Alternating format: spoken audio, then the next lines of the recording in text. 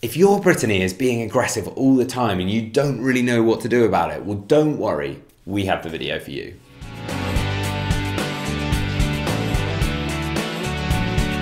Welcome back to the Fenrir Brittany Show. My name's Joe and I'm a certified canine leader here at FenrirCanineLeaders.com. We are dedicated to helping you learn everything you could possibly want to know about the Brittany and then how to become a high-level canine leader so you can raise your very own. So if you're new here, don't forget to subscribe and turn on that notification bell so you never miss a future upload. If your Brittany is starting to be aggressive towards dogs or people when you're out on your walk, it can make it very uncomfortable and very difficult. And today we're going to be tuning into a webinar that canine behaviorist and founder of FenrirCanineLeaders.com, Will, has recorded all about how to deal with your dog being aggressive. So here we are, guys, into my quick-fire breakdown of the problem around dog-to-dog aggression or dog-to-dog reactivity, which is my bread and butter and the area that I found myself most successful at and most in demand for, especially with large, powerful guarding breeds. So it is something that I feel very able to speak at length about, but it is one of those things that I could do multiple day seminars on this specific subject. So I'm going to try my best to condense it down to one of these quick-fire webinars so that you can pull out as much information as possible,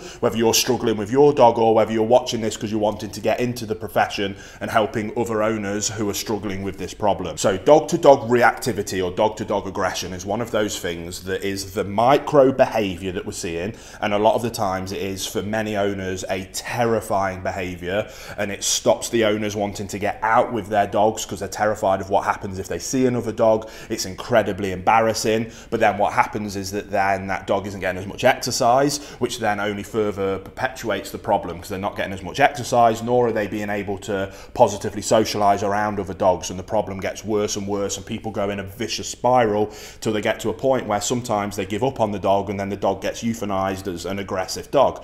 Now, the root cause behind reactivity or aggression is so varying and wide, which is why we could do multiple day seminars on this topic. So we're not going to go into the root cause, but what we're going to do is, regardless of the root cause, 9 out of 10 of those root causes would go through a similar behavior modification or rehabilitation program, and that's more what I want to give you an overview of in this webinar.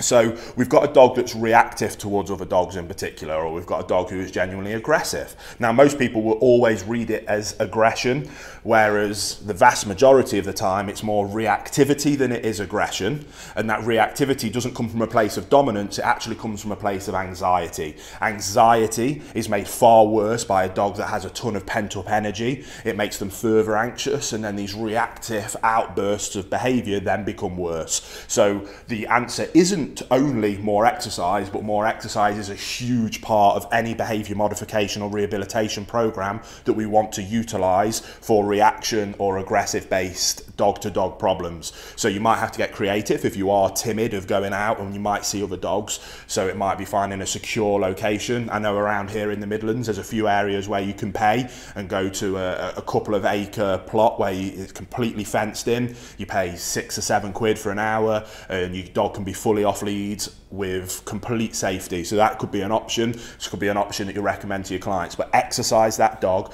significantly more so that we can start off by burning off some of that additional energy, which instantly will help us with the anxiety. If we can burn off that energy, then what we're about to move into with our more detailed behavior modification and rehabilitation program is far easier. So I always like to start here by finding a way, whatever that way is, because it is mandatory to this problem, of exercising that dog significantly more to make them as tired as possible before we start to try and rehabilitate the behavior of aggression or reactivity. Which then moves on to what is usually the hard part of this process, and it is the process that a lot of owners may struggle to hear. So again, if you are working in this as a profession, you have to get that finesse and the people skills of being able to, quite frankly, let the owner know that it is completely their fault and they are to blame and it's them that needs to change long before the dog needs to change.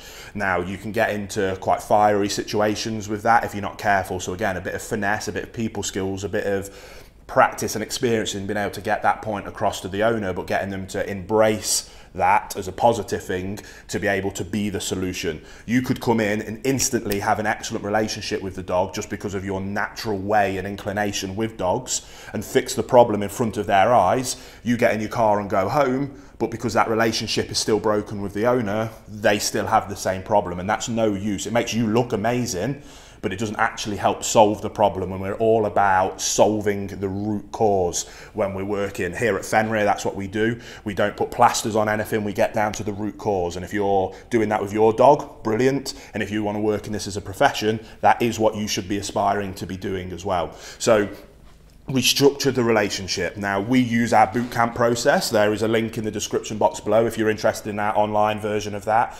But that is a 1-month program that is designed, and I've now implemented thousands of times, to be able to help people restructure that relationship.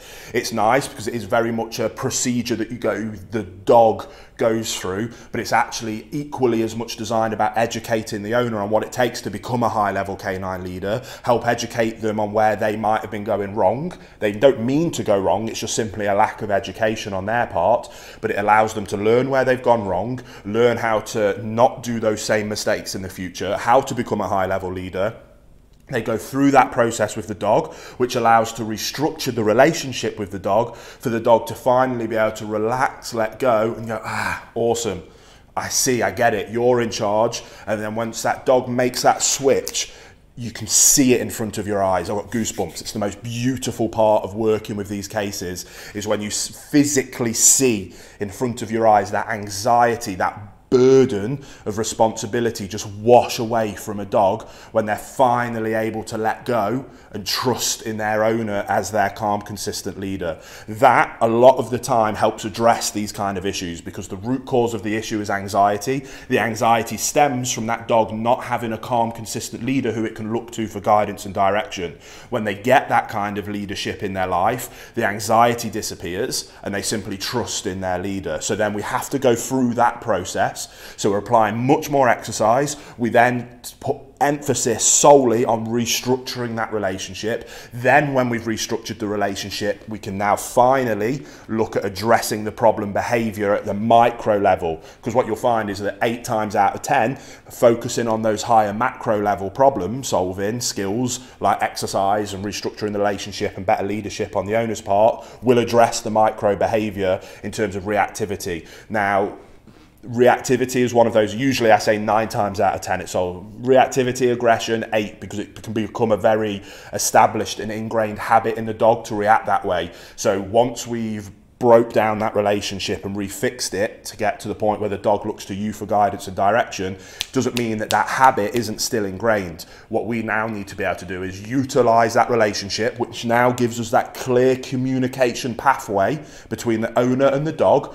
And we use that communication pathway to be able to say, no, this isn't how we act anymore. This is how I want you to act. And then that is where we get into the more juicy bits of the actual behavior modification program, which then does take us to rehabilitating the problem behavior. And we go through my common process of correct, redirect, reinforce. Now, far too many people try to jump to this as the quick fix.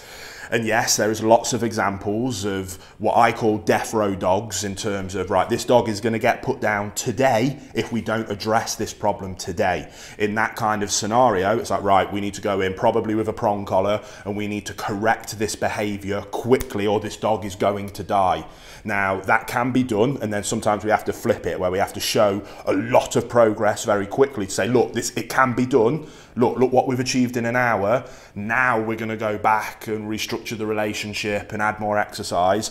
Now, if we've got the time, it's better to do it the other way. More exercise, restructure the relationship, and then go in with correcting and redirecting, because it means that we need far less correction. You should always only use the minimum amount of correction required to achieve the desired response, which is stop doing what you're doing because I now want to tell you what you should do. And if you do that instead, I'm going to reward you. Correct, redirect, reinforce. That's what that process means. Now, if we've got a death row case and that dog is red zone, aggressive, reactive towards another dog, I may have to go in with a very heavy-handed correction to be able to snap them out of it, to then redirect them to a heel position or a sit and stay to then reinforce that. But I would rather not do it. I would rather simply use a verbal correction or a simple little collar pop with a slip lead that causes no issue whatsoever. And it's just that more physical, hey, hey buddy, stop doing that please, I need you to do this.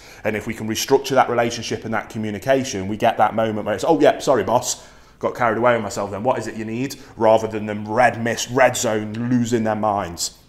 So that is all we're going to do. We're going to utilize a heel command. So if they don't know heel, we're going to strip it back and we're going to teach heel as an obedience trick in a very positive way.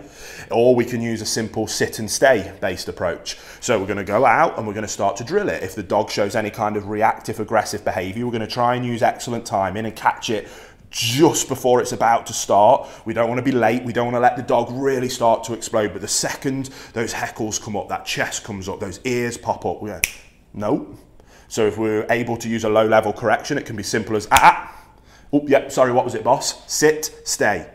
So we've redirected them, they're sitting and staying. They can look at the dog, okay, that's all right, we'll work on that. You can be focused on it. But as long as you're not losing your mind and being reactive, then I'm going to give you some food reward. We can give you some praise, the reinforcement, whatever works for the dog we can utilize.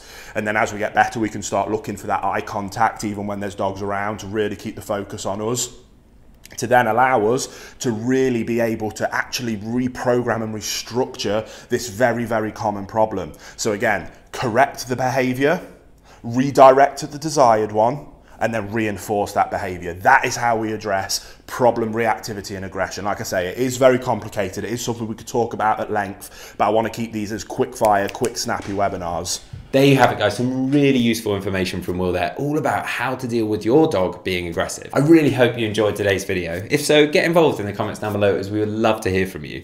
Don't forget to subscribe and turn on that notification bell, as we have 2 dedicated videos coming here every single week. So I can't wait to see you in the next episode of the Fenrir Brittany Show.